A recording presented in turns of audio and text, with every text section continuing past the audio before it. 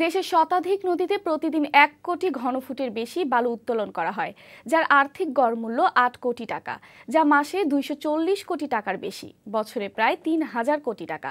পরিবেশবিদরা বলছেন, অল্প পুঁজিতে এত বড় বাণিজ্যের কারণেই সারা দেশে গড়ে উঠেছে বালু মাফিয়া। সম্প্রতি অবৈধ বালু উত্তোলনকে কেন্দ্র করে রাজশাহীতে এক সরকারি কর্মকর্তার ওপর হামলা সহ ঘটেছে বেশ কয়েকটি অপ্রীতিকর ঘটনা।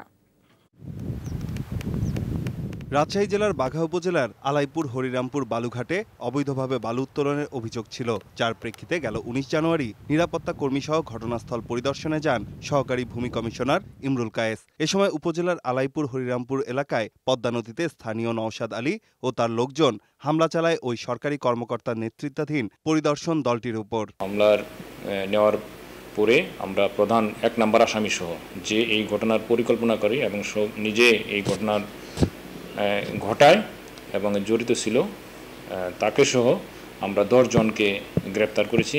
সিলেটের ওসমানীনগরেও গেল মাসেই সহিংসতার খবর মেলে। ঘটনাটি 7 জানুয়ারির। শেরপুরের কুশিয়ারা এলাকায় বালু উত্তোলনকে কেন্দ্র করে আওয়ামী লীগের দুপক্ষের মধ্যে সংঘর্ষ হয়। বগুড়া জেলার শিবগঞ্জে নগরনদ থেকে অবৈধভাবে বালু তুলতে গিয়ে গর্তে বালু চাপা পড়ে 2 শ্রমিকের মৃত্যুর ঘটনা ঘটে।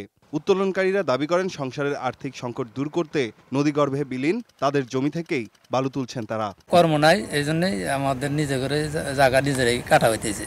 পূর্বপুরুষের জমি আমরা মনে করেন সবাই মিলিতভাবে এটা কাষ্ট করতেছি। পরিবেশবাদী সংগঠনগুলো বলছে, প্রতিদিন নদী, শাখা নদী, খাল বিল সহ প্রায় শতাধিক জায়গা থেকে 1 কোটি ঘনফুটেরও বেশি বালু উত্তোলন করা হয়। এই প্রতি ঘনফুট বালুর পাইকারি গড়মূল্য 8 টাকা।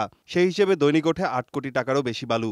সপ্তাহে হয় 56 কোটি, মাসে 240 কোটি এবং বছরে প্রায় 3000 কোটি টাকা, যার ফলে স্থানীয় ক্ষমতাসীনদের আগ্রহের কেন্দ্রবিন্দু হয়ে ওঠে বালু বাণিজ্য। বালু উত্তোলন করতে গিয়ে সে কিন্তু যেখান থেকে বালু উত্তোলন করছে তার চারপাশের মানুষের জীবন, তাদের বাসস্থান, তাদের জীবিকা, এই বিষয়গুলো কিন্তু আসলে সে নজরে নিচ্ছে না, বরং যারা অবৈধভাবে অপরাধমূলক কর্মকাণ্ড হিসাবে বালু উত্তোলন করছে তারা কিন্তু নিজের লাভটাই, নিজের প্রফিটটাই সবচেয়ে বেশি দেখছে। বালু মহালে অন স্পট যে বিক্রি হয় সেগুলো হচ্ছে ঘনফুট আপনার 16 টাকা করে, এটা আরতে এসে আরও বেড়ে যায়। তো সেইটা হিসাব করলে বলা যায় যে এটা কোটি কোটি টাকার বিজনেস আসলে প্রতিদিন এবং প্রতিনিয়ত এক ধরনের, কারণ বর্ষাকালেও বালু উত্তোলন থেমে থাকে না। অবৈধ বালু উত্তোলন ও এর বাণিজ্য নিয়ন্ত্রণে আনতে নজরদারি বাড়ানোর পাশাপাশি আইন প্রয়োগেরও প্রয়োজন বলে মনে করেন সংশ্লিষ্ট পর্যবেক্ষক বিশেষজ্ঞরা।